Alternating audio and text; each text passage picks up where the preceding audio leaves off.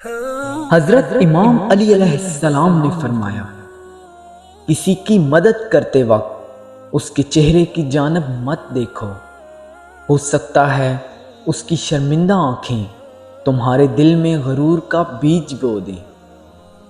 اگر کسی انسان کا یقین ہماری ولایت پر ہو تو یہ اس کی 1000 سال کی عبادت سے افضل ہے۔ تمہارا ایک رب ہے، تم پھر بھی اسے یاد نہیں کرتے۔ اس کے کتنے بندے ہیں اور وہ پھر بھی تمہیں نہیں بھولتا۔ اگر تم پانی میں ڈوب رہے ہو اور تمہیں یاد آ جائے وقت نماز ہے تو نماز کی نیت کر لو۔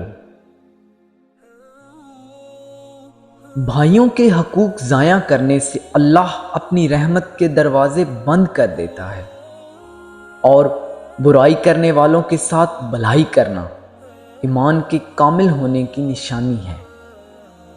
معاف کرنے کی عادت اور حوصلہ پیدا کرو۔ یہ اللہ کا کرم ہے کہ اس نے انسان کے گناہوں کی پردہ پوشی کی۔